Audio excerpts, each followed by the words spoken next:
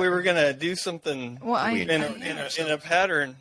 Okay. The show officially kicks off when I hit this button. Oh. You don't know when you hit the button, though. Quantum bomb. Oh, yeah, okay. That's when we start, Rex.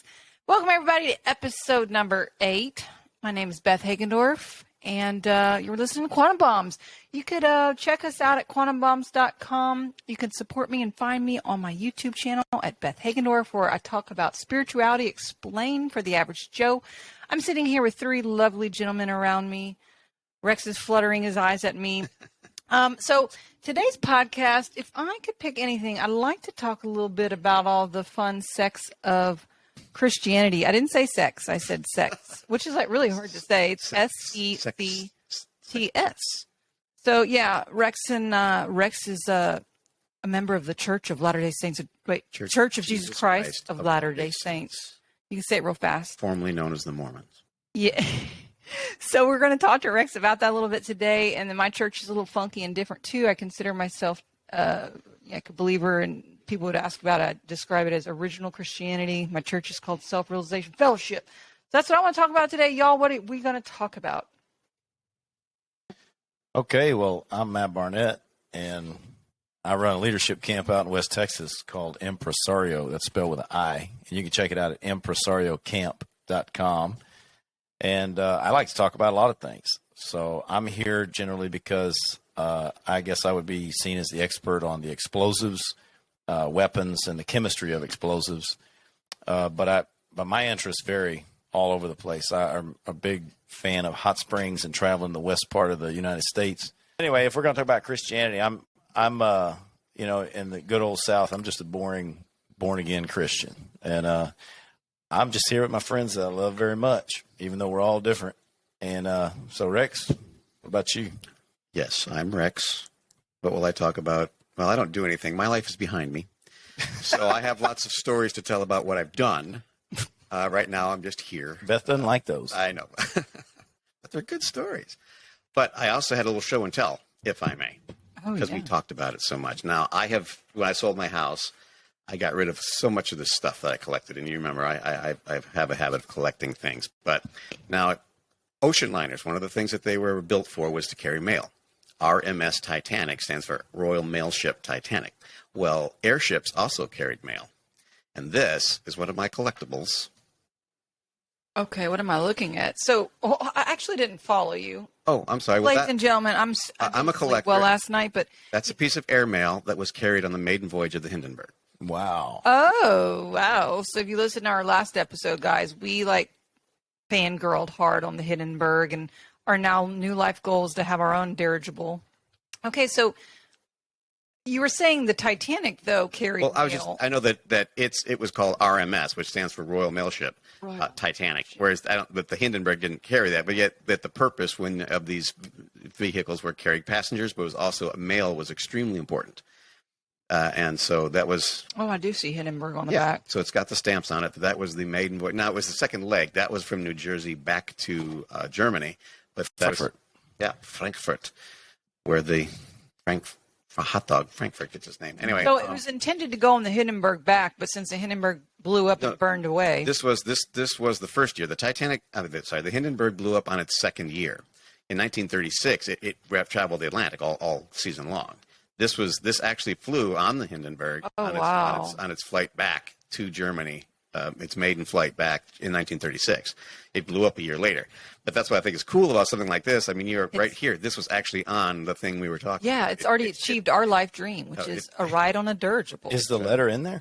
No, it's not. It's just the envelope, unfortunately. Okay. But I thought it was because it's in great shape, and it's stamped and marked, and it's just one of my collectibles that, since we were talking about it, I thought would be interesting to bring up.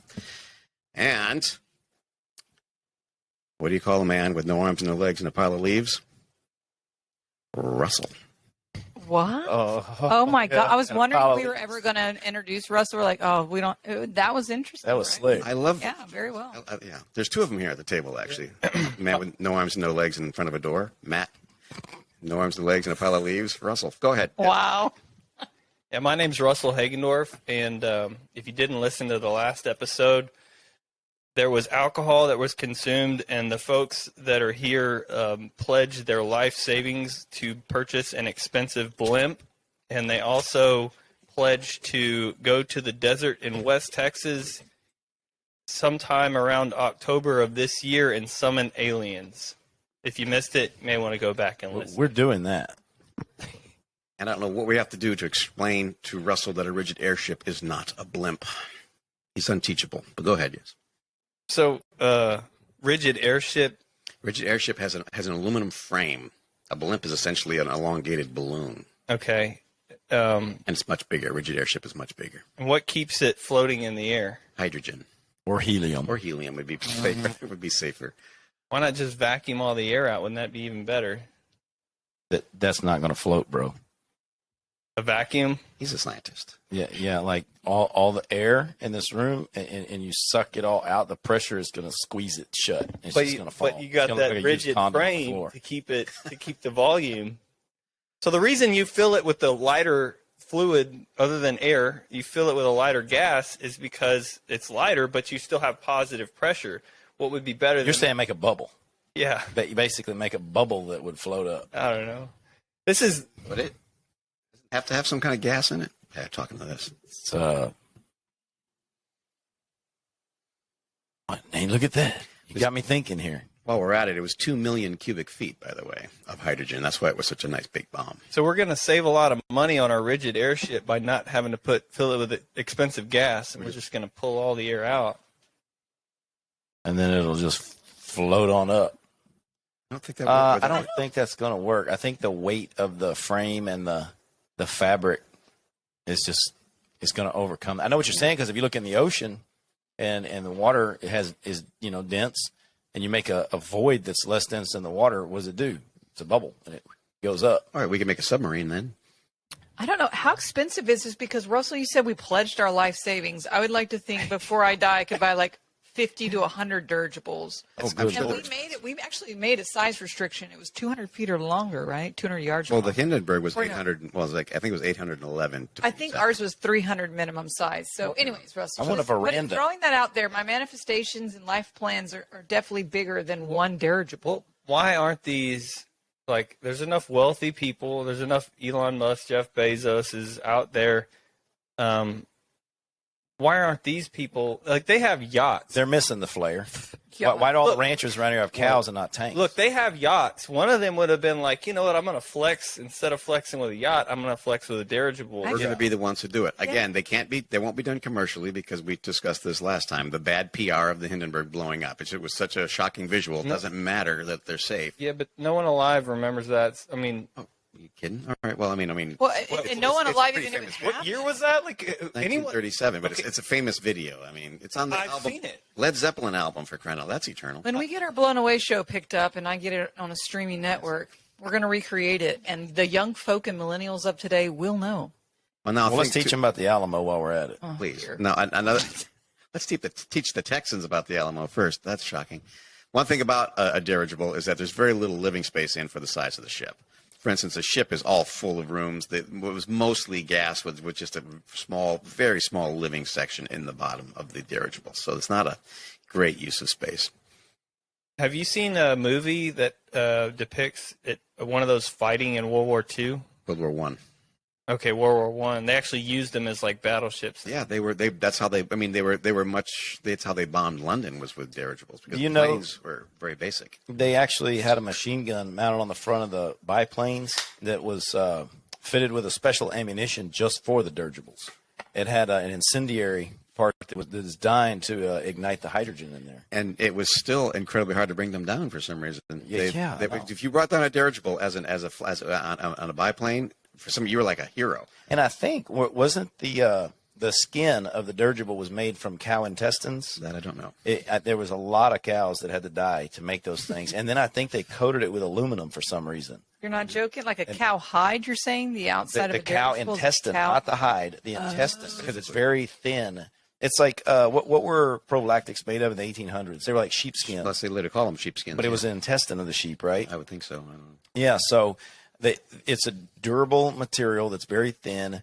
I think it was cow intestine. They talked about how many cows had to die in Germany to make one Zeppelin. And then I want to say that they coated it for some reason with aluminum, maybe to reflect sun heat. I'm not sure, but that's a kind of a deadly combination because powdered aluminum, tends to be able to burn when But it's still was hard to shoot down for some reason. Yeah, so all those factors against it, and still tough. You're in World War I, and you're flying a dirigible, and the enemy, it's a large target. I'm assuming the enemy's slow. Huge target. A huge, slow target. The enemy was able to squeeze off small arms round through it. It penetrates at least one side, right? Oh, probably both. Okay, now it's leaking, right? Yeah. But So- those rounds also were trying to burn it because they're incendiary. Yeah. So, I don't know. It just seems like it would never work because it would be like so easy to just get one bullet hole and then it's slowly going to.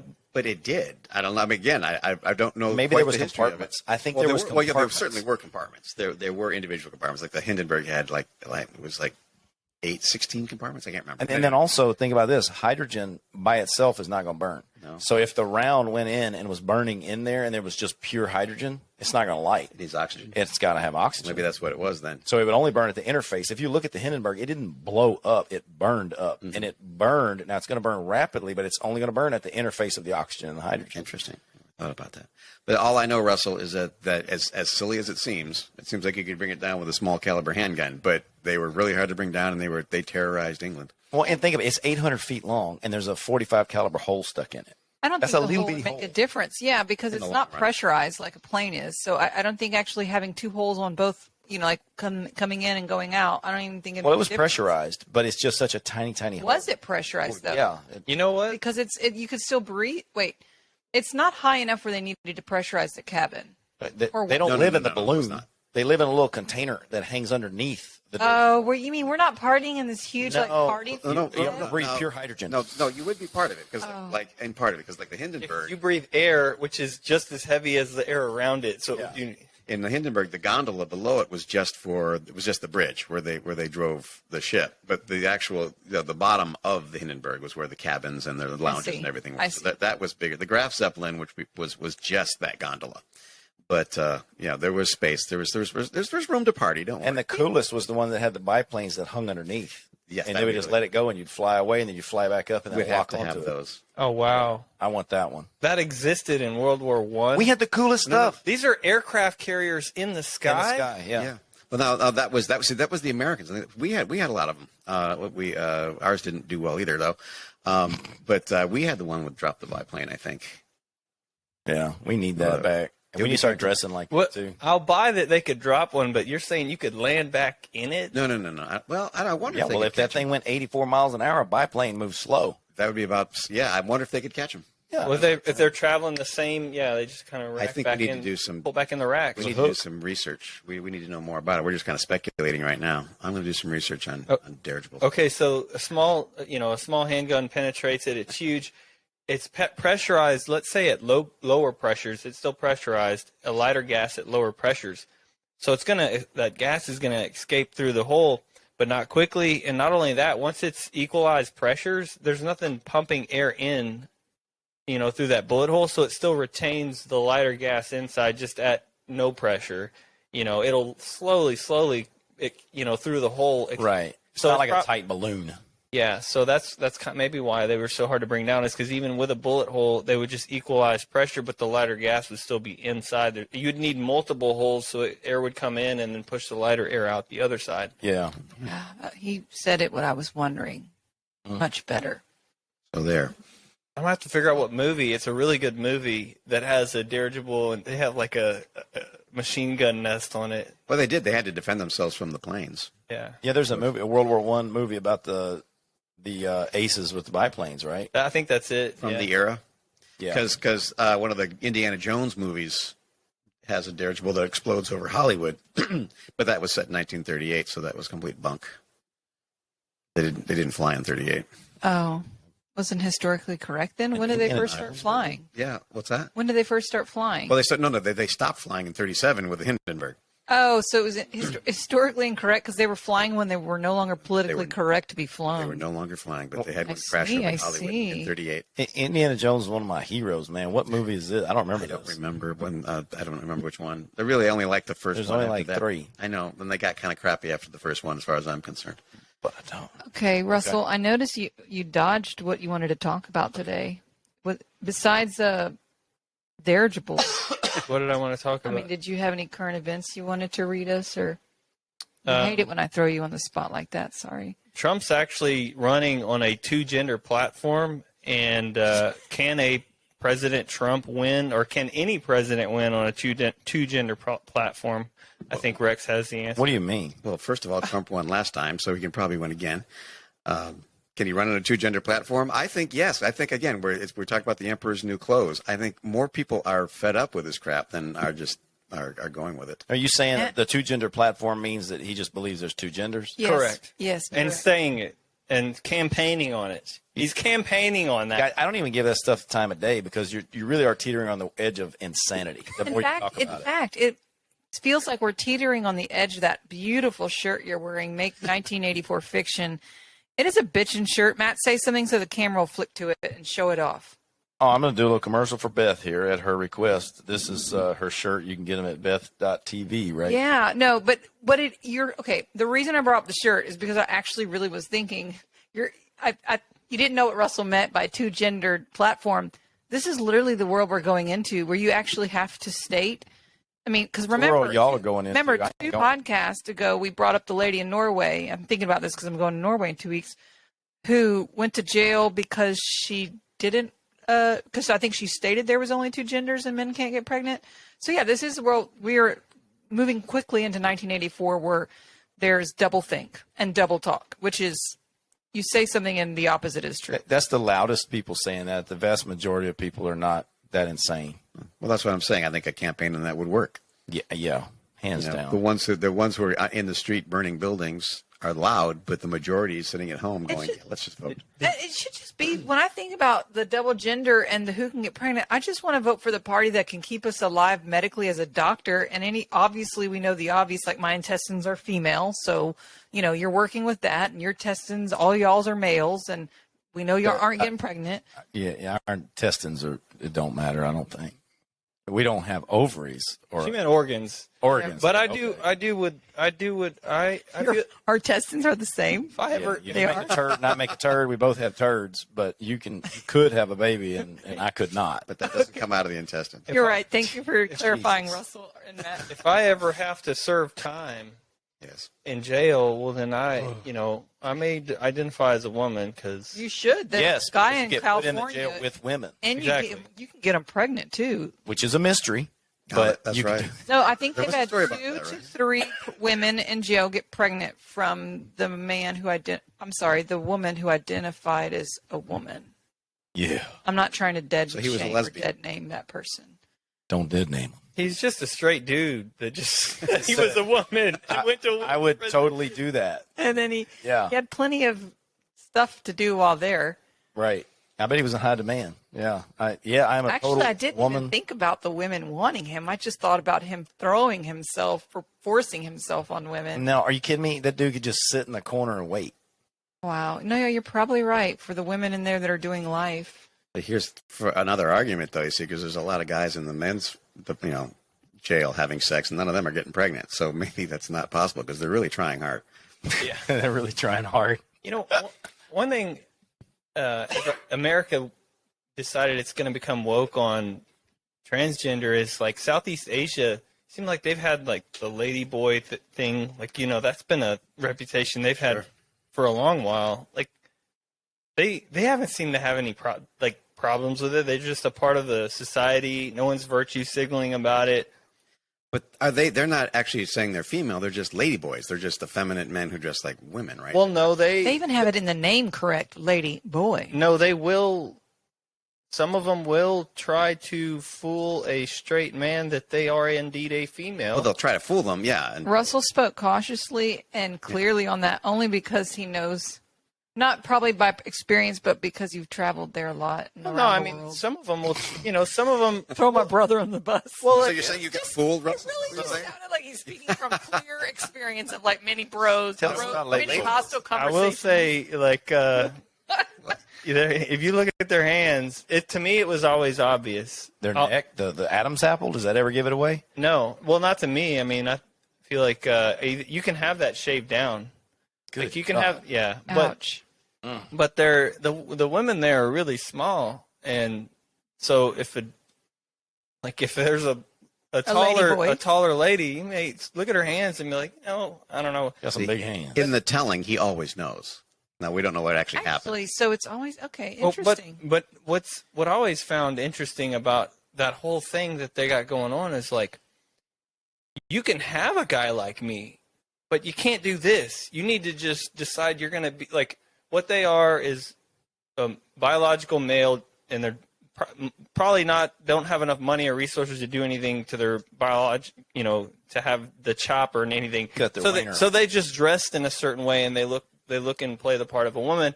They're transgender, but I feel like they'd have much more success in attracting what they desire had they just stayed a man and been a gay dude, because then there's plenty of gay dudes that look just like me that would be glad to hook up with them. But instead, they transferred over, and it makes my head hurt. Wait, it's well, like kind of string inside my brain, and I'm look here. Are they transgender or transsexual? Oh, is there a difference? Transvestite. You know, it's like, Beth, you got any beer? Yeah, here we go. I do. Straight dudes will, like, if straight dudes had to wear a skirt to get laid, every straight dude would be wearing a skirt. Like kilt. They don't care. Straight dudes don't care. We'll wear anything to attract what we desire. That's what our priorities are. What do we want, and what do they want us to look like? We're going to dress like that.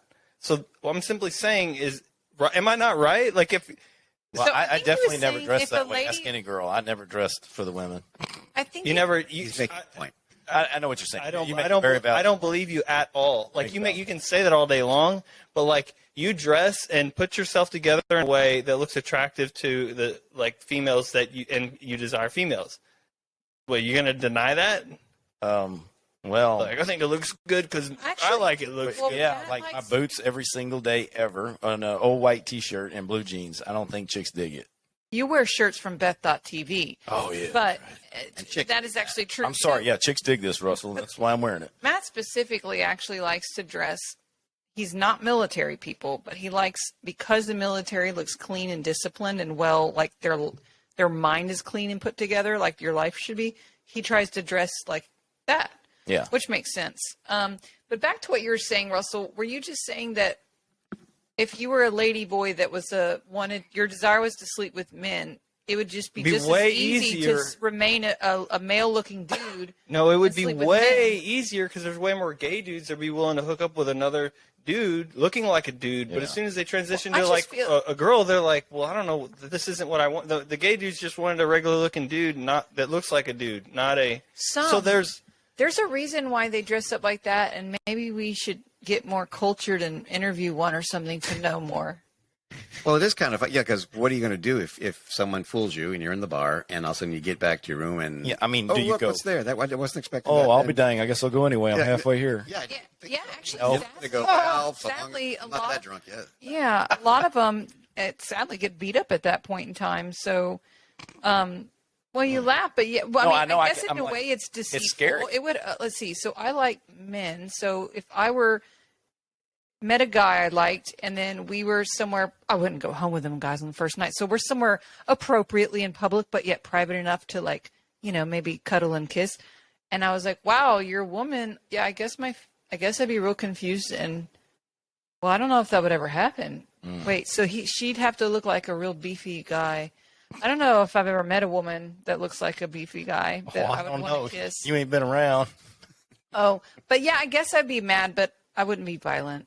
No, don't be violent. But I'd be honestly, I would be so embarrassed. I probably would not blame them. I would just be ashamed. I'd actually put the blame directly on me. Was that? And I think that's why men get upset and violent, because they do also blame themselves, and then they turn that into anger. I could see that becoming very scary. I would be very scared to be in their shoes and be like, "Oh, look, I got a wiener," and the dude get really mad and beat him up.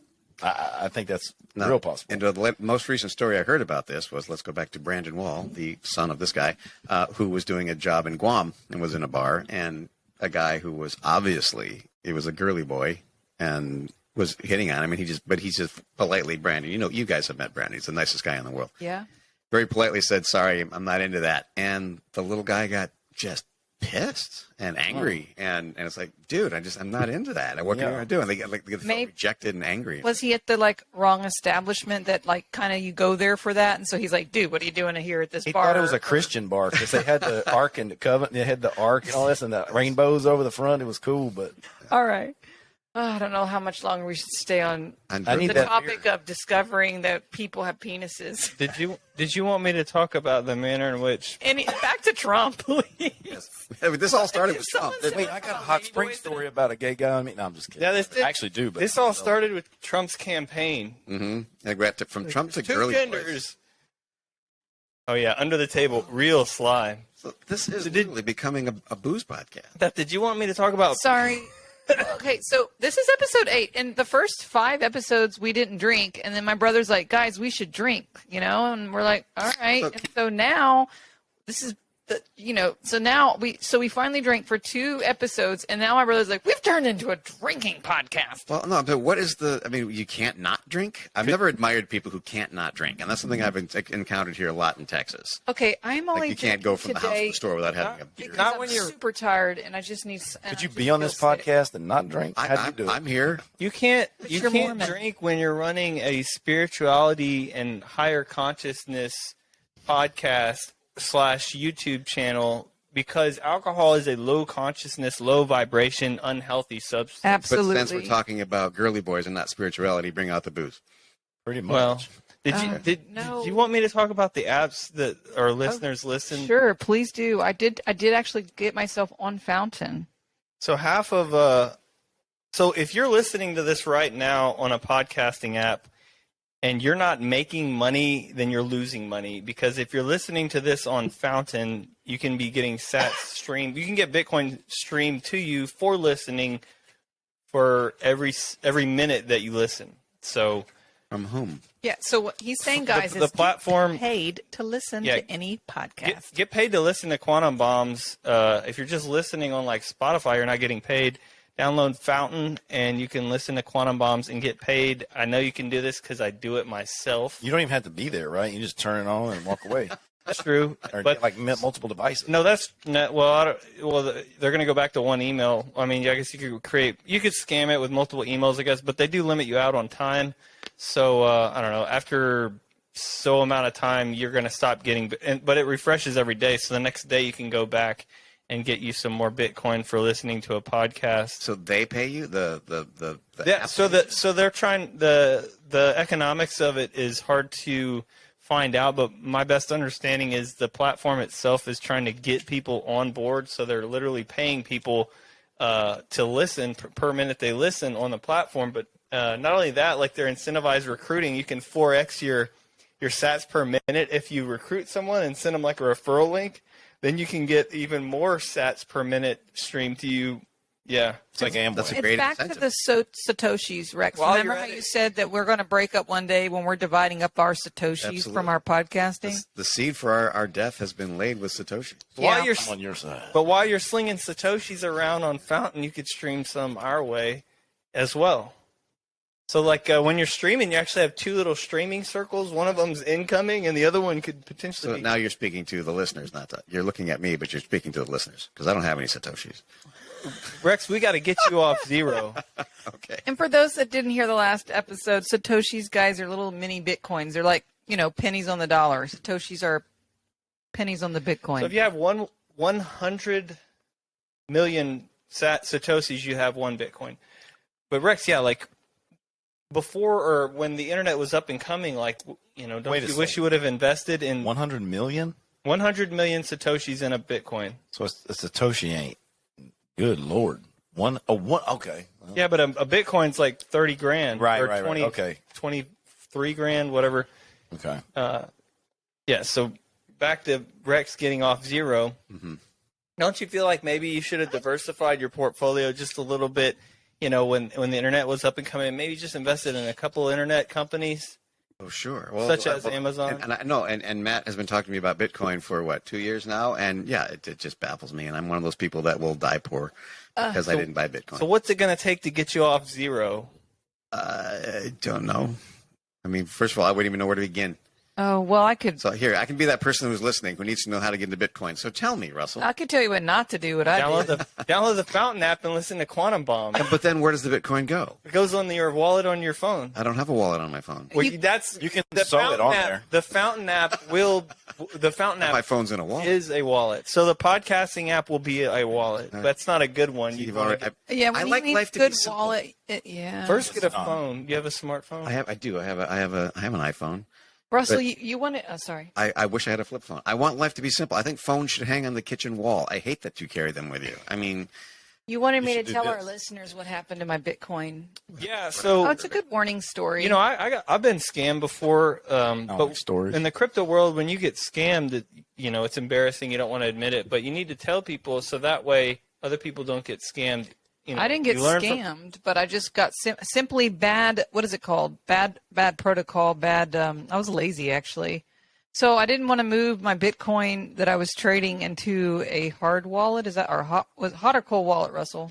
You didn't want to move. It doesn't matter. You didn't want to move your Bitcoin from a centralized exchange to a. Private wallet that I have on my phone. All I had to do is hit dink dink. You didn't want to self custody your own Bitcoin. So the metaphor to this is she basically bought gold with a bullion dealer and let them store it.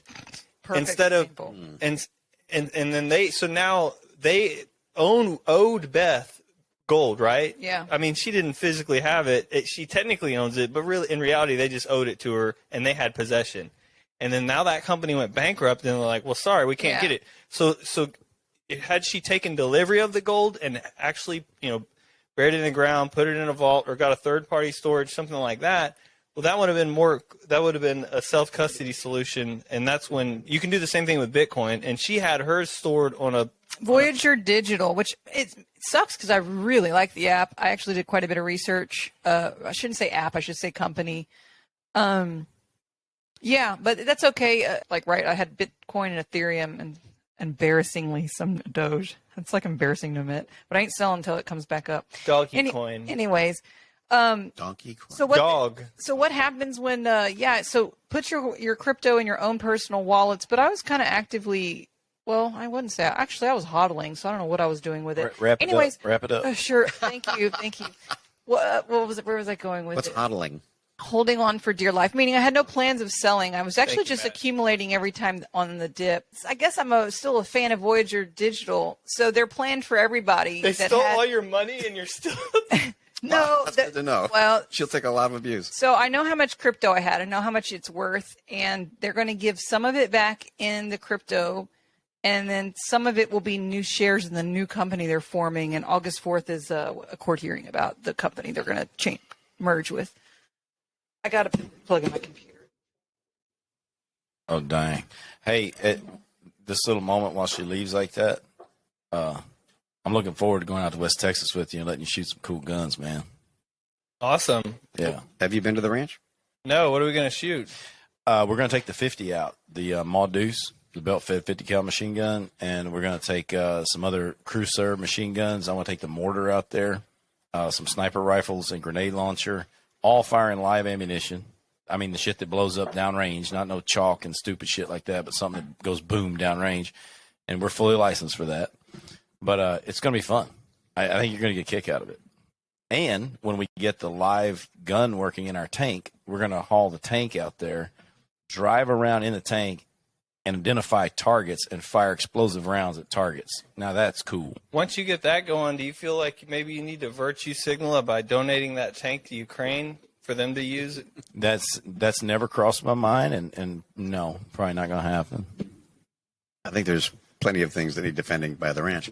We won't go there. So your 50 cal is fully auto? No. Okay. No, the 50 cal is not. The 30 I cal. call it a 50 cal machine gun because that's what it is. Everybody knows it as that. But that 50 cal is actually semi-auto. But all the other crew served are actually full auto. Yeah, and I'm gonna bring the Thompson out too, the full auto Thompson. That's a lot of fun. My 50's not full auto because I don't want to. Quite frankly, I don't want to do all the paperwork and crap. And I just want to leave it alone. You have to do additional paperwork because you've got all the other ones. Yeah, if I make that full auto, then it goes on my books, and it can only be sold to the military or police. And when I go out of business, it has to be destroyed. So if I leave it semi, I can pass it on to my children. Okay. Did y'all see that little clip that they make for the Glock that makes a Glock handgun fully auto? I think they were having a problem with it in Chicago. Somewhere like Really? Imagine that. Really? Well, it comes They're with not like allowed the in G. Chicago. It comes with like the G. It looks like it was made by Glock. It's not. It's legal, and they're Anyway. All right. Should we jump on into some fun, talks about religion with Rex and everybody at the table? Sure. Let's see. Well, Russell, you pointed out last week that South Park had declared, I don't know how South Park figured it out, which religion had it right, but turns out the Mormons had it right. Which is funny, because didn't South Park do a whole episode about Mormons, and the song was dum da dum dum dum? Yes. Well, what people maybe don't know is that Matt Stone and Trey Parker, I believe, are ex-Mormons. They were raised in the Mormon church. Oh, okay. So they have a lot of little vitriol, and they like to put some jabs at the church that they were raised in. So they did another episode where they came out and said, we were wrong, this is right? I haven't seen it. Russell has seen it, apparently. Well, so it's not like they had some kind of logic to figure out which religion was correct. They just died, and when they got to heaven, there were Mormons were there. Mormons won. And they were like, that's how they, it's not like they came up with some reasoning. They just, when they got to heaven, the only people there were Mormons, and like, oh yeah, we were the right one. Was that a recent episode? No, God, no. Oh. I haven't watched South Park in like 2 or 3 years, and this was an old episode whenever I saw it. So. Okay. We'll have to find it. I think something cool about the Mormons that a lot of people don't know that I learned through you, Rex, is they're actually quite what year were they targeted with such hate? Like, wasn't it just recently? Starting at the beginning until now? Yeah. No, Yeah, I mean, but it wasn't recently. They just overturned a law it was up until when that you could actually murder Mormons. Okay, well, that was specifically in Missouri, that Missouri had a law that you were allowed to kill any Mormons you saw. And that was in the 1840s. I don't know exactly when. And that was finally rescinded or overturned in, I think, 1976. What? But Whoa. But it wasn't like, it still wasn't like if you shot one in 1970, you weren't going, oh, that's a law. No, I mean, it's like blue laws, like you can't. No, but I like it when we discover laws like that because and a lot of people are like this. I'm a very literal person. Mm-hmm. Like So the way my brain works. No, I'm not saying that, but when something says something or is a way it is, like, it's hard for me to be like, but that, like, I might still be like, but that. I know it's hard to, if you can kind of think of someone that's also autistic or all the different spectrums, they're very literal. And I've noticed I'm a bit like that. Like, and in fact, like with us planning, or if y'all say we're doing this, and then we go ahead and we do it a different way, like my brain still keeps going back to like, I have to say that, Beth, it's okay. You have to move on. Like it didn't go that way. And No, I get it. Yeah. So back to your law. Sorry. It's okay. I like it when things come up in modern times. They were like, wow, that was a really ass backwards law. And I'm glad they changed it because, like, to me, it would be justified if someone did something and there's a law that either protects it or is against it. Yeah, but imagine being legal to shoot the nicest people you know. I mean, They really are. dumbest thing ever. Is it do the Mormons allow multiple marriages, or what's going on with all these wives? Really? So how do I join, Rick? That's like their sales pitch. Yeah. Yeah, exactly. Yeah, right. No. I mean, that came up for instance, Joseph Smith, who founded the church. They say he had multiple wives, but in the Book of Mormon, it talks about not having multiple wives. Supposedly that came later and was removed from church doctrine, I think around 1893.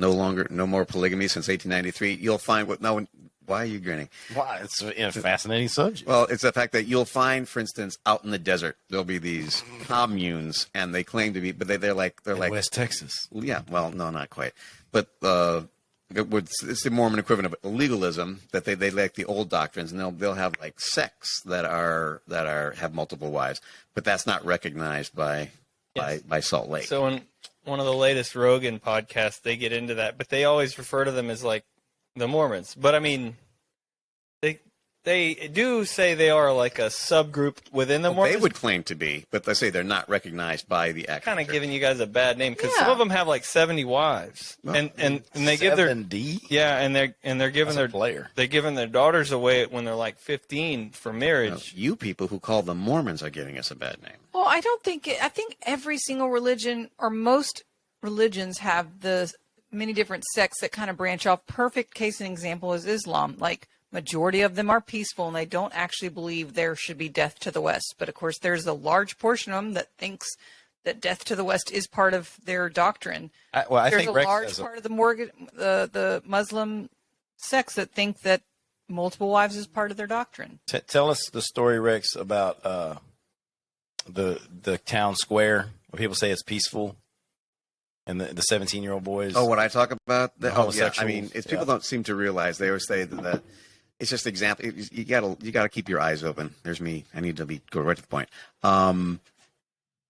It's like, for instance, if someone's gay, a Muslim, the law is they should be thrown off a 7-story building. There was an example of 2 teenage boys, and this was years ago, and it was in Iran, and they were caught having sex or whatever it was. So they were taken to the town square. They raised up 2 cranes, and they hung them from these 2 cranes. The point is, the entire village the town turned out to watch. And you say, well, if like in the United States, if you threw someone off a building, there would be an investigation. You'd be arrested. You'd be put in jail. You'd be prosecuted. In Islam, it's not a crime. So the point is, they're saying, well, these are just the fanatics. These are just the radicals. Well, then you have entire villages, entire countries that are radicals because it's the law of the land. They tolerated it. It's beyond tolerated. It's required. If you, as a woman, cheated on your husband and he took you out into the desert and tied you to a bush, and then let you die of thirst, he's allowed to. I mean, this is not radical. Go back to me liking laws or being literal about things that are in black and white. So that's a perfect example of where a lot of crazy laws exist and no one's really talking about the laws in the books, but in the rare situations where they come up and people actually implement them. But you see, those are current laws in Sharia law. Today. In Sharia law. For instance, there's a movie I wish everyone would watch. Is Sharia law that common nowadays? Sure, all is Muslim countries, and they would love to implement it here if they could get away with it. I've heard of stories. Again, I don't want to sound like a conspiracy theorist, but little small towns where they become a majority, and I've heard in parts of New York City they have police, that of their own police, and they say it's there to protect Muslims from being discriminated against. But yet, if you're carrying alcohol, let's say there's 2 guys holding hands or something like that, the police will step in and deal with it. Luckily, they're not here right now. But I forget most people are listening because Matt just touched my hand. That's why I said that. But I don't know. How we got off on that was just that it's not. Again, the excuse is, it's just the radicals who are flying into buildings. Yeah. Okay, so the whole freaking religion is radical. Yeah. All right. We're So talking about religion, and it's going to crash this conversation. yeah, no, I actually get it because part of my religion's has some Hindu roots, and then everybody goes, "Isn't that about the caste system?" And I'm like, "Wow, I've been like 8 years at my church, and I know so little about that." Yeah. And it's like, but it's in fact, when I was a kid growing up here in the States, that's kind of what I was taught. Like, I remember like a vague understanding of that, but that hasn't. There's so much more to the Hindu religion than a caste system. Mm-hmm. It's something that, again, the radical sects practice today. Okay, so let's rope this back to Mormons. So you're saying that which is funny. I mean, we like to poke fun and ask about the multiple wives, but I also that's what everyone goes to. Yeah, I know it's kind of sad because I know it's a beautiful religion, and we're only bringing up like the stereotypical stuff that everybody actually wants to know about. Big Love, I told you this. Big Love on HBO did a fabulous series about it, but I guess it actually made the stereotype even bigger because that's very uncommon. I've been to Salt Lake with you, and I know that's not how most. What do you guys don't call yourself Mormons, and what do I call y'all? Latter-day Saints.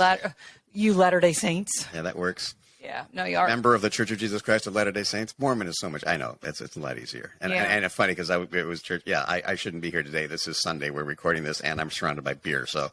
You didn't take so Rex and I we're at 2 ends of the spectrum, you and I. Yeah, but I'm just saying at church today we were having a lot of discussions and people kept using the M word. I think it's just easy to use it, Yeah, it's way easier than to say you Latter-day Saints or sure. you. And I should also point out again, as I mentioned before, I'm not a dyed-in-the-wool, member. I'm a convert 4.5 years ago, so fairly recent as things go. I'm not one of the 100%. I'm in it because of the experiences. So if you want to talk to someone who knows everything you want to ask, I know my experiences, but I'm not one to like give you doctrine like till you're blue in the face. Well, I like what you said is, you felt a lot of wonderful things, I guess you'd say from like a heart perspective at many different churches, but your current church as the Church of Jesus Christ of Latter-day Saints touched your heart more than any of the others. It's been of the religions I've been involved with and the belief systems I've been involved with, it pretty much trumps all of them. It's Trump's. Back to Trump. No, I've never, and that's why I'm torn, because yes, I do have issues with some of the doctrine and some of the things you read in the Book of Mormon. I'm like, oh, please. But I can't deny the unbelievable spirit that's present in the religion and what I've experienced, and that's why I'm in it. It's like nothing else. But again, I have experienced things, so I won't negate anything else. I want to clear it up, and it's hard. Okay, so I think religion's beautiful, and it's in fact we dumb it down when we try to put it into these quick explanatory boxes. But I have to do that a lot myself, and it is needed. So if you can sum up the difference between Christianity and what Mormons believe for our listeners. Well, the big beef of first of all, I think Mormons, it is a Christian religion. That's one of the reasons they wanted to get rid of the M word, is because it's the Church of Jesus Christ of Latter-day Saints, to make it clear that Jesus Christ is the center of the church. The big beef is it's the additional doctrines. Most Christian religions believe the Bible is it. It's the be all and the end all, and that's the end of it. Whereas the Mormon religion, actually I'm using the word myself, there's additional doctrines, and there's land living prophets. So, I mean, that seems to be the main beef. Basically, a dude named Joseph Smith came recently and added to it. Basically, right? It's but you know what? It. When I was being raised as a Baptist, there was all of these like, well, why is that? Well, we don't know. God, just trust God. Blah blah blah. You'll find almost, if you get somebody who knows better than me, there's almost nothing that's not answered by the Church of Jesus Christ of Latter-day Saints. So hang on, Church of Jesus Christ, COJC, right? You trying to come up with a slogan? COJC plus. New branding. Just like LGBTQ plus. New So branding. your COJC plus. COJC plus. Yeah. I remember the COJC Church plus. of Jesus Christ plus. So I think T-shirt. To sum up, like my religion, how everybody, the airy-fairy movement, the self-development, meditation, spiritual thing of today, most people don't realize it, but what it is it's Christianity, but in 525 to 535, Justinian took out and removed reincarnation out of the Bible. So if people are trying to be like, I wonder what they believe, or what's the difference? There is no real difference. They don't.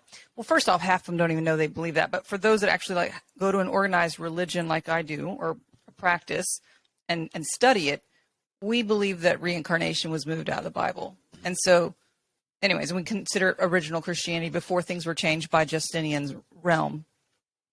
And you're the opposite of that. You're the end. You're the tail end. Well, we're still not a reincarnation church. Which you believe in reincarnation. I didn't say that. I said I'm intrigued by Well, I love reincarnation. it. You do. Okay. Again, this is where again, if someone listening was to say, "Oh, I'm not speaking for the Mormon Church. I can speak only for myself personally." Me too. And that is, our church is very clear on what happens, what heaven is like, and etc. For me personally, I really don't think you know what happens when you die. I don't care who you are. I just don't care what your religion is. I know what you believe, but don't tell me you know. And I would never be so presumptuous as to say, no, that's reincarnation. That's crap. Right. What? No, that's right. I mean, put a gun to somebody's head and tell me what's going to happen next, son of a gun. And we don't really know how it's going to go. There's questions about. I mean, we have ideas. We're like, okay, I think this is the way it's going to be, but we can't fathom and comprehend. I think in this life what that's about to be like. I think you can. Well, I don't. Not the full color of it, the full spectrum. It's going to blow you away. Trust me. I mean, you would lose your license if you tried, but I mean, I'm not speaking from experience. I try to go about it through meditation, but I mean, Russell's sitting here like the fungal philosopher. I mean, he knows you could Oh, feel like, it. when you think I'm gonna lose There's my plenty license, of people my butt. that Oh, go my God. through, understand what passing over and death would feel like. That's the point of meditation. So either you could try it through meditation or drugs, or I should call it natural medicine. But even near-death experiences, people say they see this, that, and the other thing. Could that not be your brain just helping you transition by DMT. Well, you could take DMT's the hormone that your body releases when you die. I mean, I know y'all know that because we You get talked it when about you doing a sleep. show on it. But and DMT's released in meditation, or you could do the drug DMT itself, and you hit it, and then you just fall right over. And boy, The stories Boy, are you I've there. heard from DMT are fascinating.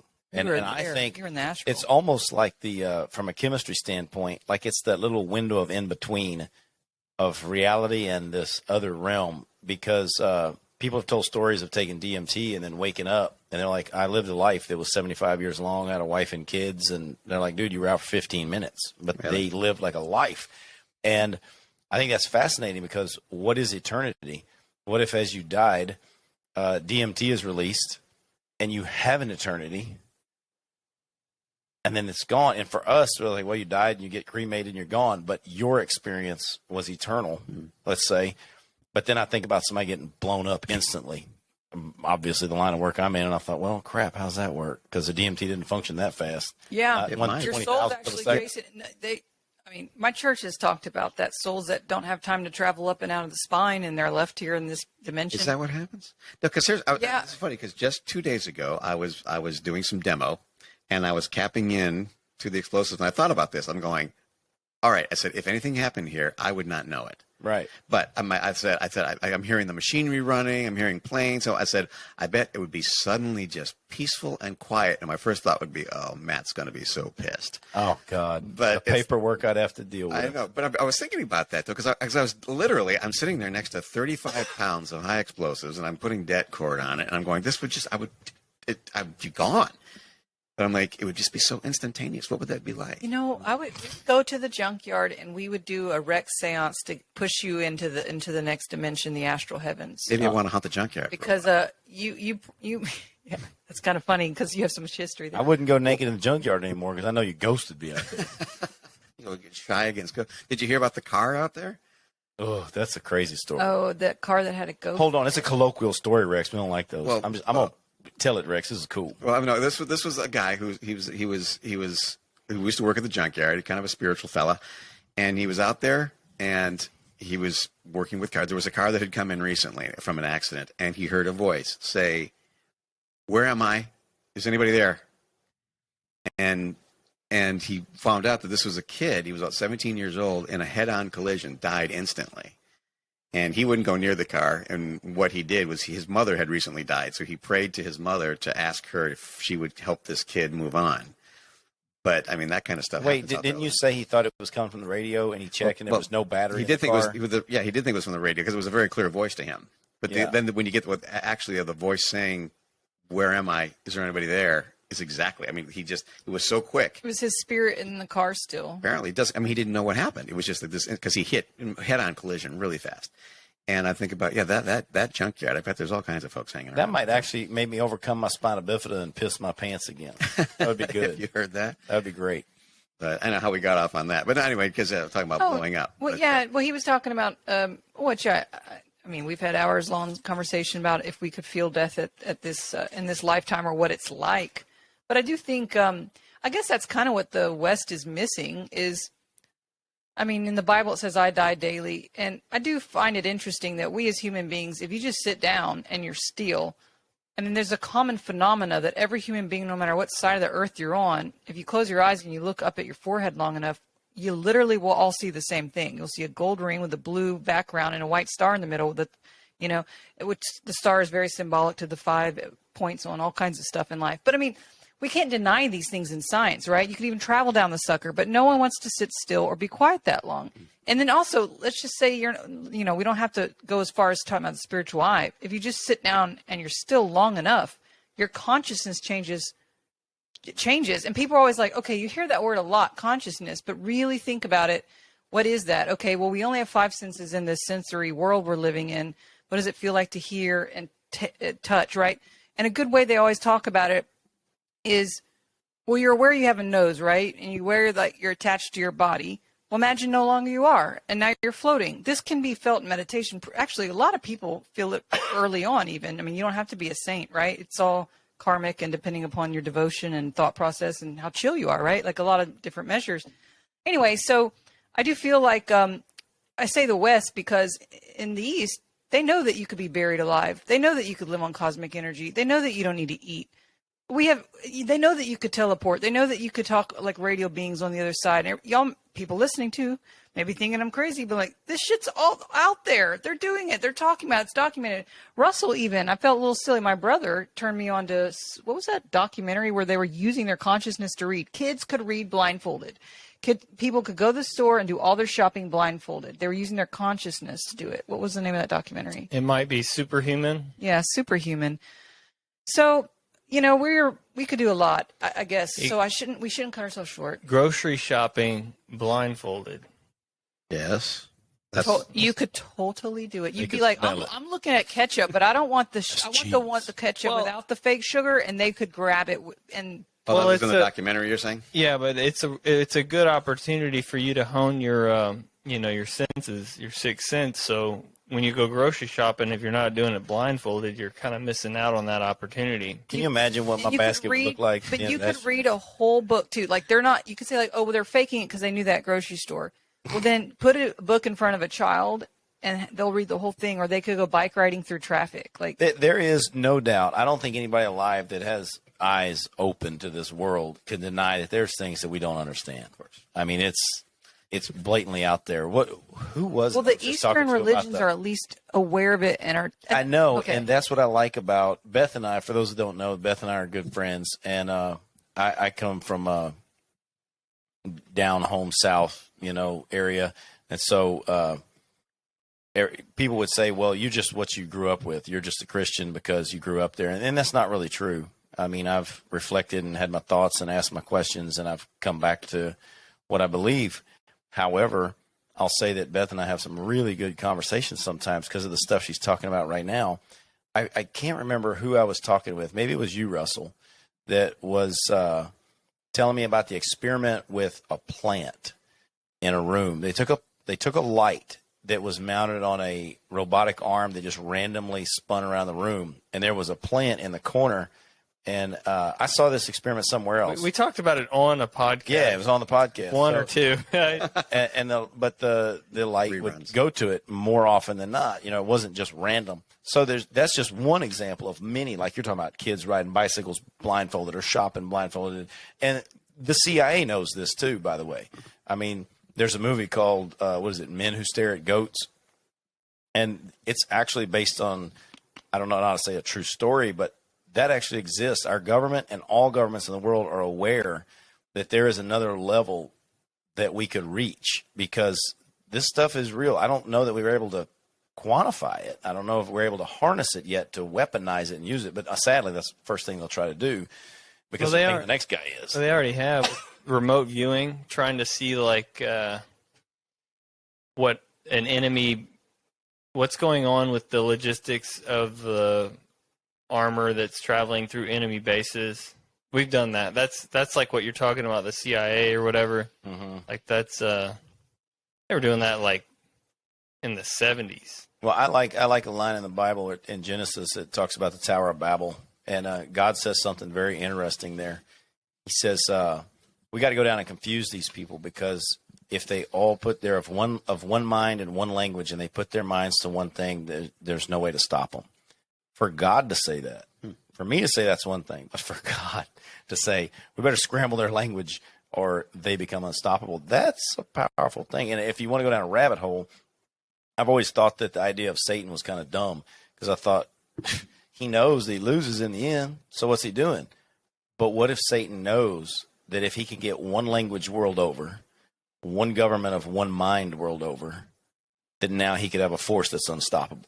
Well, you just explained the whole thing. And then I thought, well, we do have, people have argued me. They're like, I've said, we have one language now. We don't have one mind, but we definitely have one language. And they're like, no, that's not true. You go to Russia. I said, trust me, when 9/11 happened in 15, 20 minutes, everyone in the world that had access to any television knew what happened. They weren't standing there in their newsroom going, well, something happened, but we don't understand their language. Trust me, computers have translated that. We as a nation, we as a world can mobilize on one event, but we're not of one mind. But if we became one world government of one language and by authoritarian or whatever purpose became lock and step in one goal, and everybody was simultaneously meditating on it and thinking on it, it's not going to happen, but that'd be pretty powerful. So he didn't blow up the Guidestones, he made them. Yeah. Oh, dang, Rex. Sorry. I'm really like 90 years old. No. Well, it's kind of, well, first of all, to what you said, there are more things in heaven and earth Horatio than are dreamt of in our philosophy. In your philosophy, that's Shakespeare.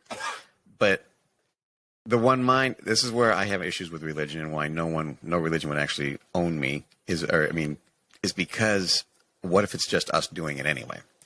And I've given you the example of Dumbo, the elephant, who thought he couldn't fly unless he had the magic feather, and then he lost the magic feather, and the mouse is going, it wasn't the feather, it was you all the time. We need magic feathers. I think there's a possibility that.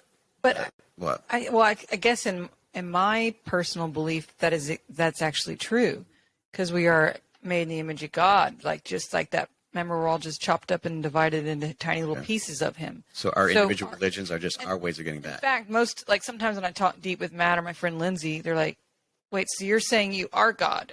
And I'm like, yeah, because our guru that founded our church in Los Angeles in 1926, he was here to say everything Jesus said is true. He was self-realized. You need to be self-realized like Jesus. But Jesus didn't really talk about it because energy and electricity wasn't understood then. So our guru's path was set the year electricity came out or whatever. It started a long time ago. 4 gurus later, it made it to the West. But the whole point was to bring it to the West. Anyways, where am I going with this? Because you are God. Because I think when Matt and I or anybody that's, Bible Christian knower are talking philosophy-wise, it always does come back to yes. Like the power is within you. Like you are, you're a particle piece of God. And you're actually, they tell us to pray to Him like, dude, where the hell are you at? Like you put me here. I want to talk to you. I want to know you. Show up. That's literally how we could talk to Him in our meditations and see what happens. And I remember for years, I thought the monks were crazy when they would tell us what to say. Of course, it was a lot more sweeter and devout when what they say is like, reveal thyself, reveal thyself.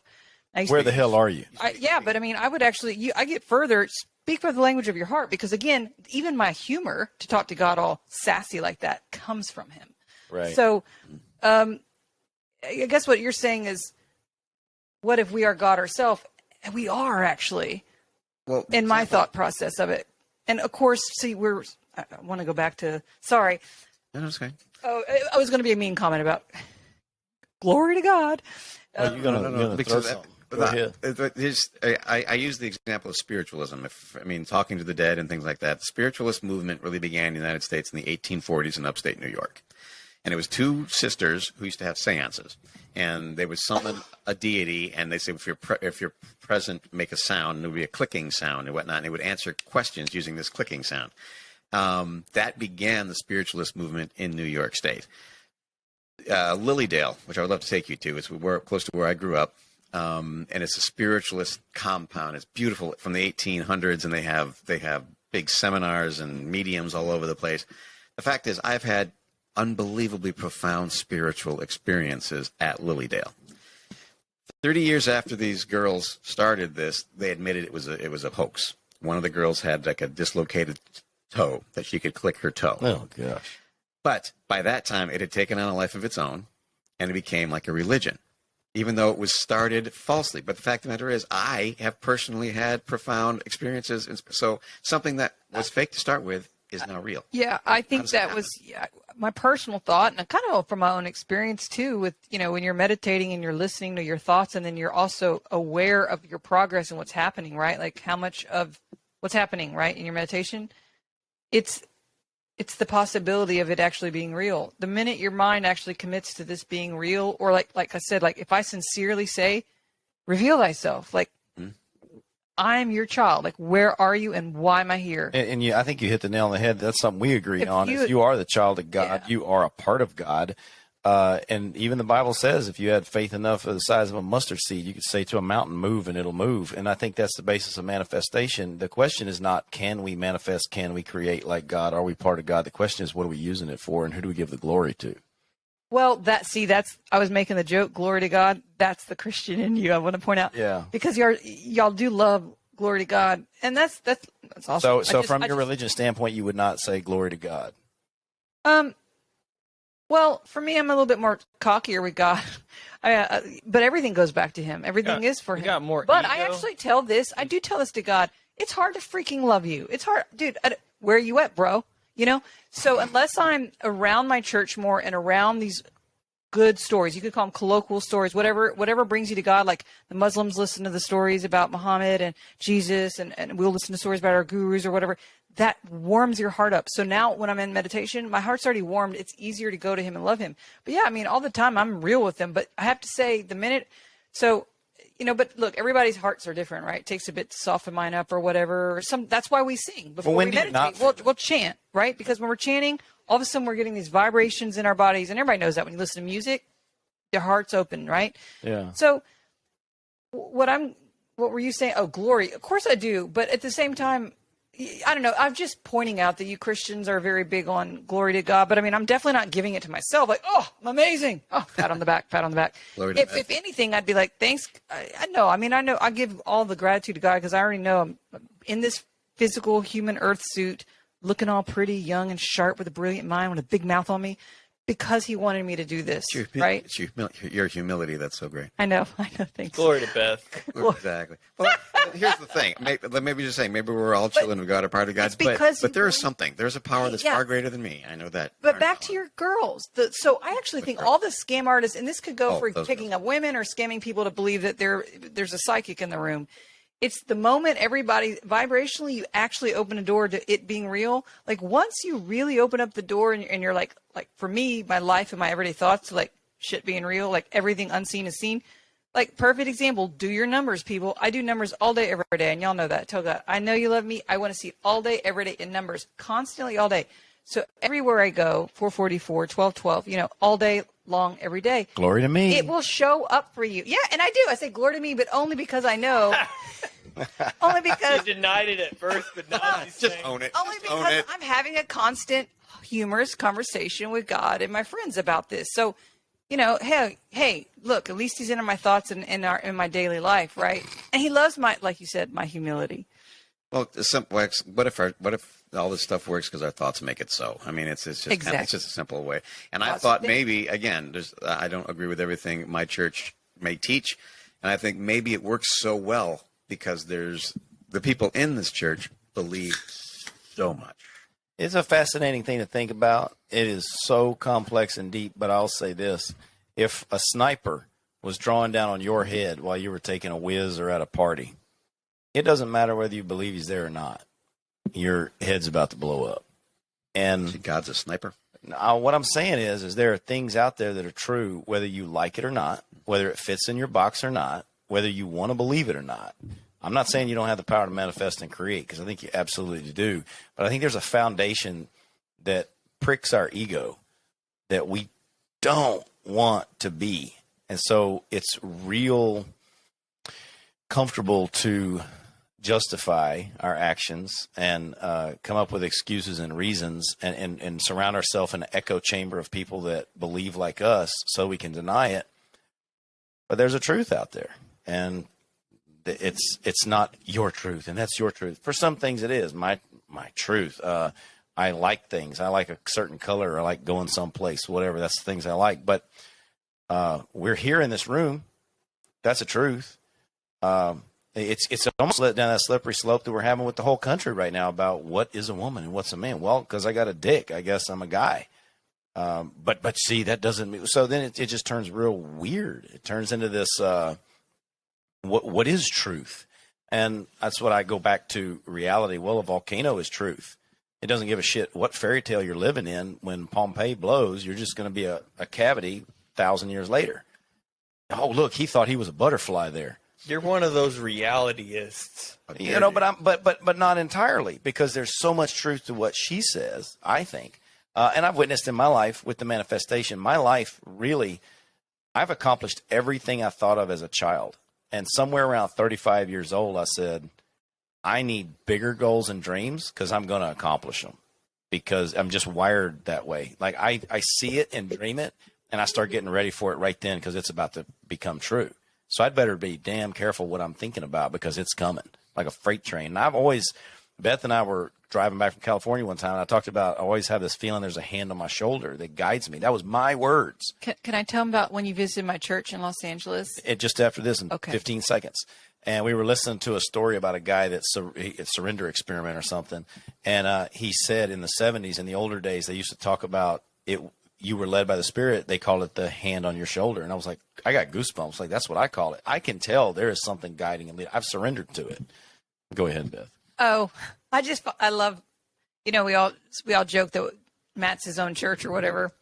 And, yeah, well, I do want to brag actually first on my church. It's in Los Angeles, Self-Realization Fellowship. It's called Lake Shrine. Right now, just type it in your phone, Lake Shrine on Instagram or whatever. It's absolutely gorgeous, like botanical gardens, world famous. And people, there's actually vibe seekers and vibrational seekers, people that travel in the entire world just seeking spiritual vibes, actually. And our church is actually rated some of the highest places. And it's true. Like when you walk in the church, you could feel it. And then when you obviously, when I meditate there, all of my spiritual progress has been made on temple grounds and in group meditations and stuff like that. And I actually thankfully can say I've had some nice meditations at home. But anyway, Matt walks into the church, we're sitting front row, and we leave and we're driving. We're road tripping back to Texas. And he was like, yeah, God spoke to me at your church. He's like, your church was cool, and it's a very vibey, holy vibrational place, right? So a lot of people have great experiences there. But of course, Matt, God spoke to Matt at my church. And I was like, I was sitting right next to you, man. He didn't thud me on the shoulder or be whisper something in my ear either. No, I'm kidding. Well, when we sat there, I'm at my first time at your church, and there's all these dudes up here. I recognize JC. But the rest of them, Jesus Christ is on our altar, guys. But I didn't recognize. Well, except for Yogananda. Is it JC or JC plus? It's JC plus. That was definitely JC plus up there. But anyway, JC is in our line of gurus. Jesus Christ. It was time to pray, and I was just praying. I was like, Lord, these people need Jesus so bad. No, really, I knew I was going to have a road trip a long time with my good totally lost friend here, Beth, and. So I just wanted to pray, and I said, Lord, what should I do? And it wasn't about Beth being lost. It was just, what should I do? And I was thinking about mechanical things, like I should spend more time doing this or that. And I felt this deep, I wouldn't even say language, but I understood it. It's hard to explain, but it just said, don't worry about any of that. Focus on me. Come to me. And I thought, well, that makes divine sense. Quit worrying about what I'm supposed to do. Focus on God, and everything else goes away. And we had a conversation talking about sin that kind of related to that. I was talking about how sin is like noise in a room. And you know how if you're talking to a friend at a party, you focus on what they're saying, and somehow the noise of the room just goes away. It doesn't mean that the noise is gone. It just goes away. It doesn't matter. You're having a conversation with somebody, and you're focusing on that, and you're not focusing on the noise. And I see that as sin. When you're saved through Christ and you focus on God, it's not that you don't sin and sin is gone. It's just a non-issue now. We're on to bigger and better things. And I'll get in trouble with some of my friends about that. They're like, well, you got to be working on yourself. And I'm like, I'm a lost cause, man. This is God's work only. There's literally nothing I can do except focus on him. But Russell, you haven't said much of anything. What are your thoughts? Says he's a heathen. Yeah. Well, I always got thoughts on that. You even said it. Now I'm throwing you under the bus. Yeah, it's funny for me to hear the word sin because I don't often hear it in my own faith, my original Christianity faith. Maya. But they do focus quite too much on it. Like if you said, if you're saved and Jesus died for your sins, then why in the world are y'all still talking about it? Jeez, get over it. One of the things, again, I say I have a lot of issues with my church. One of them is you are saved by grace the blood of Jesus Christ, but there's a lot of talk about being worthy. And that word comes up a lot, being worthy. We're worthy to have the Holy Spirit, worthy for this, worthy for that. And the example I saw, which was the first Passover, when they said, all right, this is it. Enough of the frogs and the locusts. We're going to kill the firstborn. But if you take the blood of a pure lamb, put it on your doorframe, the angel of death will pass by. And as the example was, God didn't say, all right, angel of death, I want you to go in that house, and I want you to make sure they're worthy. And then pass by. No. So you see the blood, case closed, over, move on. Right. And I think that's very important. It's like no.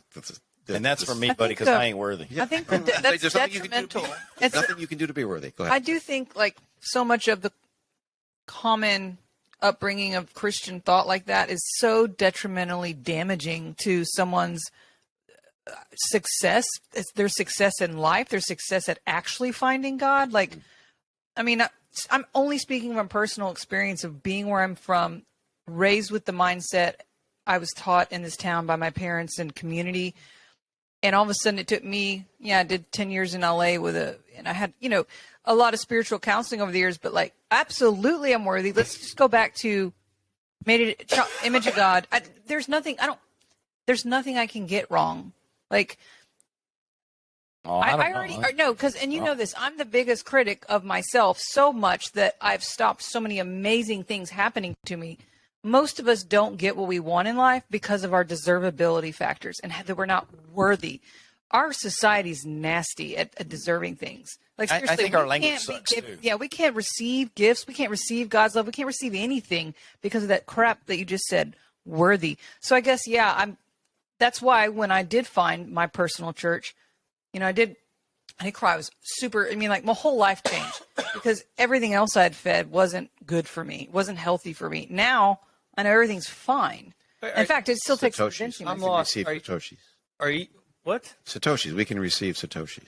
Are you taking issue with him because no? His religion says he's not worthy. No, it's not his religion. It's the generic religion of you sinner. Are you going to show up for church today? And it's got you got to work for it. You got to work. That's actually the opposite message. It's not about work at all. And what's funny is you kind of are worthy because Christ died for you. You saying he died for a piece of trash? But then there's the contradiction often in the church. You're not able to hold multiple ideas at the same time that are slightly contradictory because. Okay, cope with that. Well, the I'm not worthy thing. You just need some humility. And you need to be more humble, and that's the lesson that you need to learn from that and take that and move on. And then don't go apply it to everything and be like, I'm in scarcity now. So, like, I guess humans are really bad at all or nothing. Russell, if you try to give things to most humans, they don't think they're worthy of it. This is a big problem. And I catch it with myself often. I thought we were talking about that's kind of outside of religion, though. No, it's God's love and being given money or being given a hug or being given a roof over your head. It's all the same. Most of us are programmed to not receive. You 100% right. Nail on the head. We're programmed to not receive, and we say we're not worthy, and yet the love of Christ is to receive it, a gift. To receive it. Now, here's what's funny about my life. I would say I'm fairly successful. I'm not like Bill Gates or anybody, but I've always accepted gifts. No problem with it whatsoever. When I first heard about the salvation of Christ and why I was not worthy because of fallen sin, I was like, I definitely sinned. Yeah, I'll accept that. Sounds like a ticket. And then, of course, I reviewed that over my life. But as life went along and I was given good opportunities and things, it was so alien for me to hear somebody like you say, I don't want to receive that because I'm not worthy. I never had that issue. I would totally take it. But I will say this. I was grateful for it. I did not expect it. I did not think it was, I was haughty to receive it. And I've told Beth this before. When God, life, gives you something and it's a little and you say, that's not enough, and you throw it down, I don't know that you're going to receive much more. But when you get it and it's little and you go, gosh, that's wonderful. This is great. Next thing you know, it just pours upon you. And balancing things in life. That's why I say our language is not articulate enough to say what it needs to say. But here's an example that I think we can picture. Everybody knows what a tightrope is. So the tightrope is life and you're walking it. Everybody knows what a 50-pound dumbbell is. You pick that up and hold it in one arm. You're not going to be able to walk that tightrope. But pick two up and have one in each arm and it balances you. You're managing both at the same time.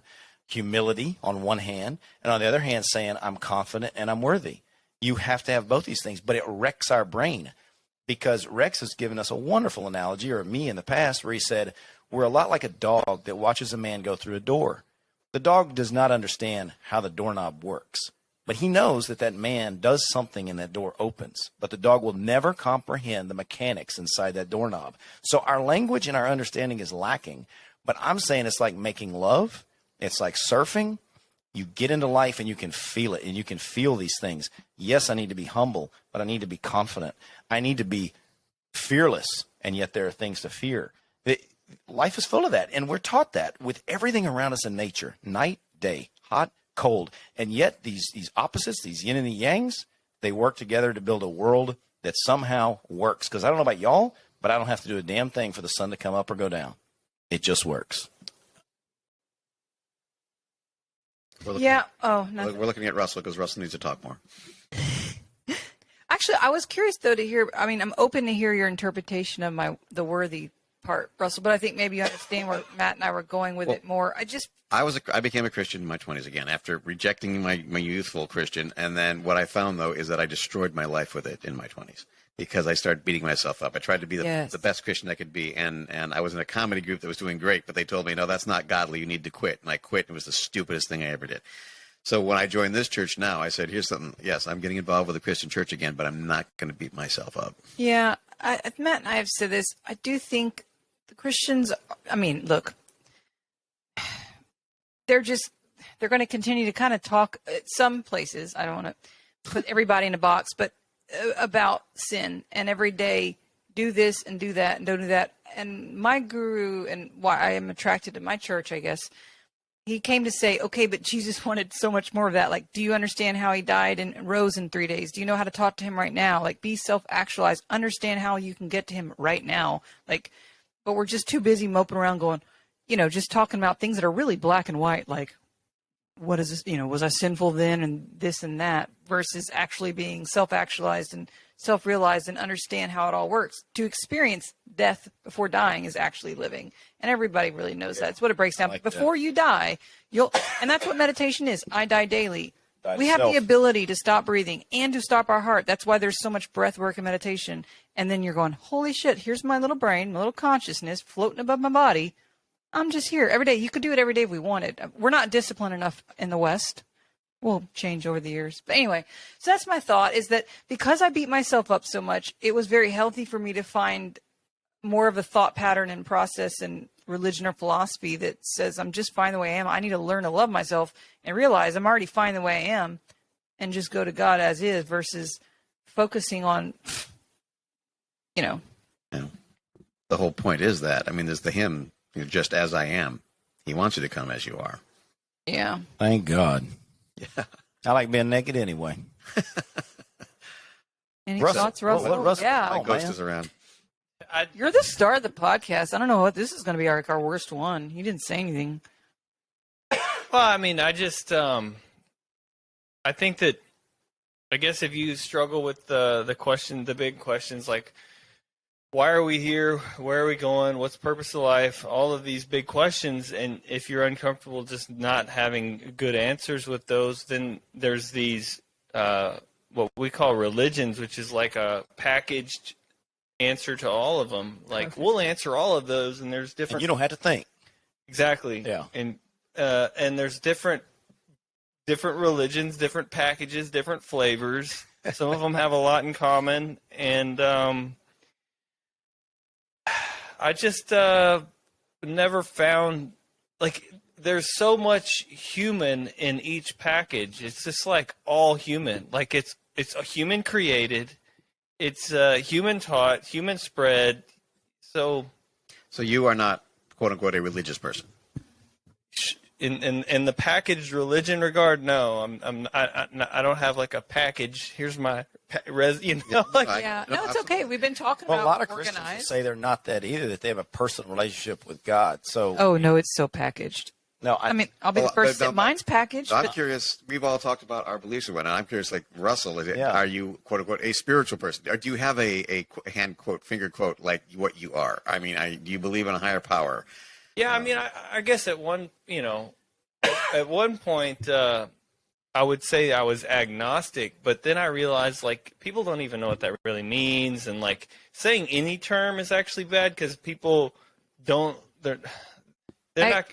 It's like saying it's kind of like saying you're in a political box to me, because then they put you in the box, but it's not really me. So, and then I was like, well, I'll just go back. I'll just go back to saying I'm Catholic, and so actually I'll just tell people I'm Catholic. I'm Catholic. I was raised Catholic. I was baptized and went to the Sunday school. Both of our grandmas are rolling over in their graves. Well, wouldn't they be happy? I'm Catholic. Oh, I know, but the fact that you forgot all the important steps of it. But you're just the catechism. Saying that to give yourself a title. You don't actually follow it or believe it. After our mom passed away, we actually all left the church at once. We didn't leave. Well, my sister went to her spiritual-led Christian church.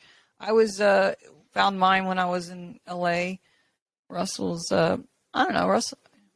If I had to guess, you're just similar to mine. I've been in and out of a Catholic church ever since then. Me too. I got to tell you, I went to Vatican in 2 weeks. I went to a Catholic cathedral in Natchez, Mississippi, which was absolutely. I was the only person in there, and it was that's a place you'd want to go meditate sometime. Were they chanting in there? There was nobody in there. It was just me. Did it have great acoustics? I like that about the Catholic Church, where you go. Oh. I didn't try. I should have. Dang it! I missed my. You can do that in the shop out here. I love it. Well, all the painted churches around here, I bet do the same thing. So if I can derive Christian principles from first principles, and most Christians will say that doesn't make you a Christian, but it's like, okay, well, we believe the same thing. I actually have a stronger foundation because no one told me that. Like, I arrived at these conclusions and these beliefs like from first principles on my own, rather than like some human telling it to me. So, but and Jordan Peterson is actually a really good person that like if you're trying to pin someone down, like try to pin Jordan Peterson down what religion he is like, well, do you believe in Jesus Christ? Like, let's break that question down. Like, what does that even mean? Do you believe he's a man that lived? Yeah, sure. I mean, but like, what is that? So there's so many details. So I think I'm a lot like Jordan Peterson, that it's just like I'm way too logical to just be like, it can't be that simple to me. Like, oh yeah, I believe, and then yes, I'm a. No, I have some Christian friends though that'll be like, unless you've proclaimed it and you go to church, say it in front of the church, it's not real. And I've gotten in so many of those little nitty gritty fights of. There are Christians out there that believe it has to be this way. And that's when I like to well, no, because I'm part of a Christian church and I have many other friends in different Christian churches from like Ethiopia and Orthodox, and they don't look nothing like yours. And I don't know. It's always interesting. An agnostic, I like that you said that. I actually was trying to be atheist at one point when I was dating an atheist easily. Well, the atheists are the dumb of. We should say, in my opinion, an agnostic means you cannot know whichever one is right. You're open, though. Agnostic to me has always said, I'm still looking and open. An atheist is, I actually enjoy arguing the logic that God doesn't exist. So I dated a really sharp, intelligent guy, but he was an atheist, and so I took all of it and I really heard him out. And it just wasn't for me, man. I knew. So I was very happy. Even Ralph Waldo Emerson, he talked about there's a voice in my head that knows way more than I ever taught it. Yeah. Love that. Basically, he just says there's no. I too have been. I've been heading off so many self-destructive areas, and then something just reached out and went, no, stop. Not yet. Yeah. There are fastest growing religion today is non-secular, which is no religion. But it doesn't mean they don't believe. They just don't have a religion. It is in Europe, it's the fastest, and it's the second fastest in North America. Non-secular. What is it? Or secular. Non-secular. Secular. Secular Christianity. No, secular meaning they don't have an affiliation. A bit maybe like Russell. They don't have an affiliation with any faith. Hey, I'm Catholic. That is the see, there you go. Russell does pick a box. When's the last time you went to communion? Confession. Sure, every Christmas. No, you're not there. In Christmas, you're across the world somewhere, and it's just Dad and I with Susie and Ernestine. There have churches across the world. It's a very true statement about atheists, and it's there are no atheists in foxholes, and it's true. So I think that's the dumbest of all of them. It is I feel like they haven't done drugs or something. You have to deny, was just lights out when you die. It's like many people do. Yeah, some people do. I have friends. Actually, I forgot. I have a good girlfriend that thinks that, and I always Scientifically, energy cannot be created or destroyed. It can just change form. We are a massive amounts of energy. It's got to go somewhere. Yeah, and your pinky, there's enough to like power the entire city of Chicago. Well, my guru said. Like what you just said is, I mean, that's like a man decided that was true based on our knowledge at the time. Energy can't be created or destroyed. Exactly. Yeah. Do you think it can be created or destroyed? I think that I think we're always going to learn more about the world and our surroundings and the laws of physics, and we could potentially realize, hey, that's actually wrong. Yeah, absolutely, for sure. Especially there's no God. Especially the more we look. Changed my mind. Go ahead. I'm sorry. The more we look into like quantum science, it's I mean, the older stuff, the older laws of physics seem to be in contrast to quantum mechanics for sure. Well, I'm glad you brought that up because the atomic bomb don't lie, and the atomic bomb releases a lot of energy from the atoms, and it goes back to E equal mc squared. Energy is equal to mass times the speed of light squared. So it's just a bunch of devil talk, Matt. Full of sin, right? About them old mountains versus young mountains. Cover your kids' ears, right? Yeah, I had a friend the other day. Sorry, don't lose yourself on EMC squared. But the inside joke, Matt's saying, I don't think she listens to my podcast, but if she does, I'm very happy. I had mentioned that the eastern mountains in the United States are older than the western, and she asked, why would I say that? And she looked at her kids. I was like, well, it's because they're like, tectonic plates moving around, like, Pangea and stuff. And she's like, she was worried. She's a homeschool mom, and she was worried her kids might have heard what I said. I don't think she's really thought it through on mountains. But I came back to Matt. I'm like, hey, I'm just like rolling off of what I assumed was correct. Yeah. This is how mountains are made, right? Tectonic plates moving. And I'm homeschooling too. And he's homeschooling kids too. He's like, no, and that's not against his Christian faith, but it definitely threatened hers, I guess. I guess I would analyze when somebody says something and it threatens my faith. I don't know that I would say anything to them at all. I would question why. She just why do I feel that way? Why do I feel like I need to cover my kids' ears? Or why do really dig into that because it's profound. That's the questions you need to ask. I'm glad you said that. But back to yeah. Thanks for just reining me in there, Beth. Thank you. Thanks for keeping it on top. That's good. I was about to go off and tell a story about a local ant killer that I found that works really good in the garden. So back to Einstein. Yeah, E equal mc squared. If you take he's on fire. If you take this styrofoam cup right here, I would say that it weighs 10 grams, maybe. If you took all of the energy that it takes to hold this cup together, the atoms and the protons, the neutrons, and all that, and you were to release that energy, there's enough energy in this styrofoam cup to power the sun for at least a few minutes. I think it was a Expo eraser that some professor had calculated out and said it would run the sun for like 15 minutes.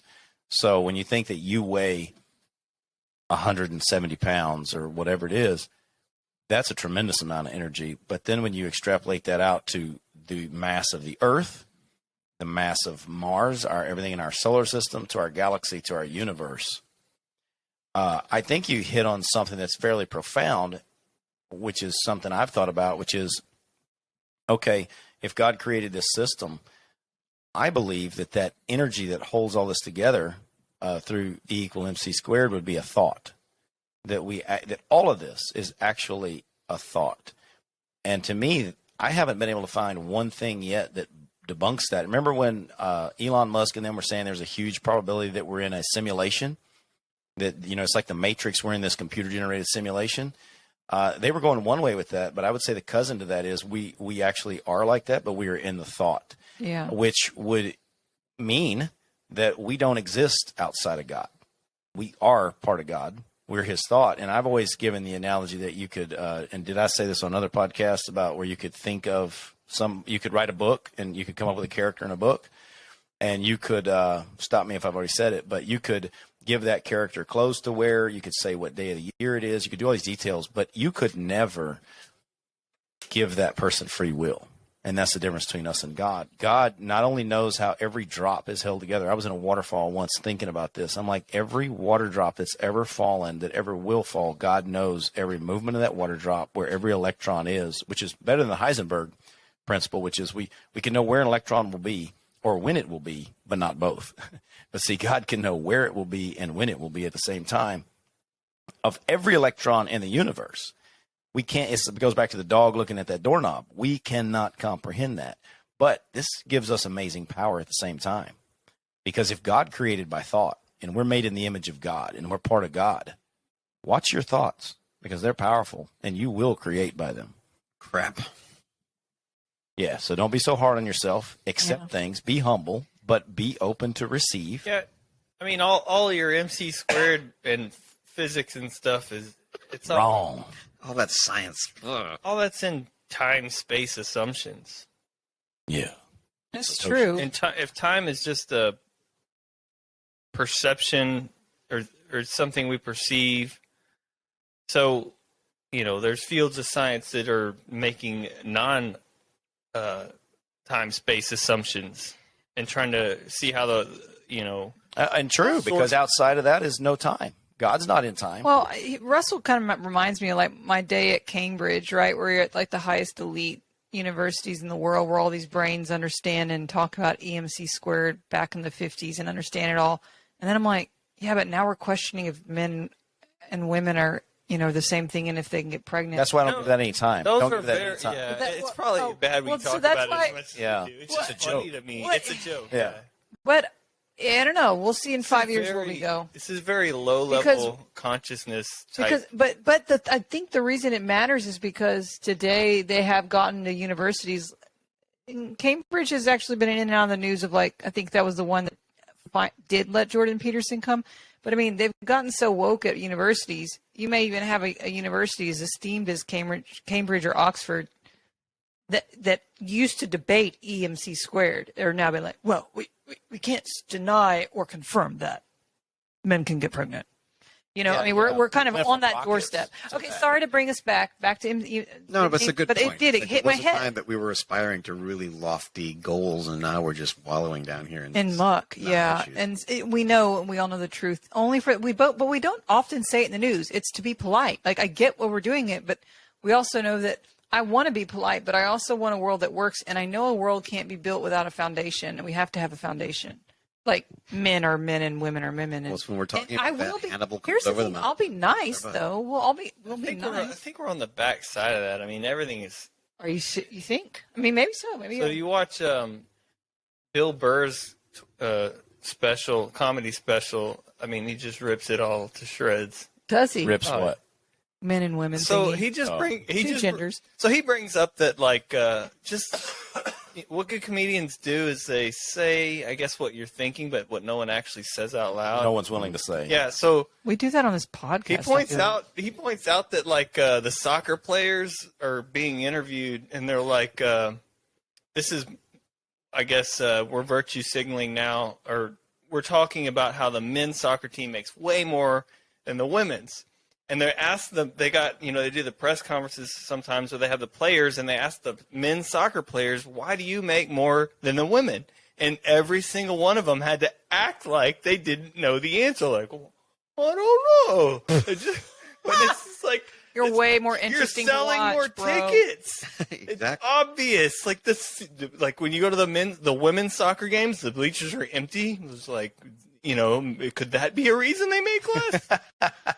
So it's just these really obvious things that were just like acting as like a mystery, like why the women's soccer players make less money. I don't know. Well, that's why when what's her name when she was who's the justice when the whole thing started Papadao? when they said can you identify a man from woman? She says, I'm not a biologist. Oh. Why did she say that? Yes, she could, but it would not be politically correct to say yes, I can identify a man from. Here's what's ironic about her saying I'm not a biologist is because a biologist would just go to the biology and be like, use the organs of a male and the female. Like they actually have definitions of what a man and a woman is. So I thought it was so tacky. She said I'm not a biologist. It's like, well, a biologist is like doing the old school thing where if you have the male parts or a male, right? And like she's trying to pretend like you can, like biologists aren't doing that. Biologists go off of They'll tell you. Yeah. They'll do like Crocodile Dundee. Oi, she's a Sheila. Reach down there and grab it. Well, That again, movie was before its time. yeah, I'm kidding. Well, all the good movies.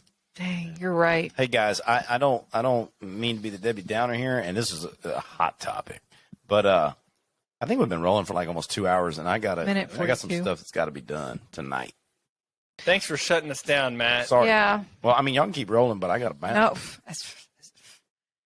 No, we have stuff to do too.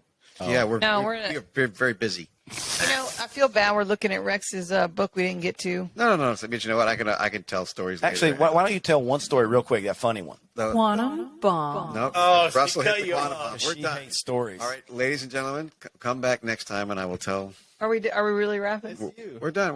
No. I will Yeah, we'll hit it next time. hit it next time. Because Matt's going to be on the road. He leaves to take don't that leave. his I don't know what family you're of talking 4 about. kids. And oh, you're right. Never mind. Matt's at home. Don't rob him.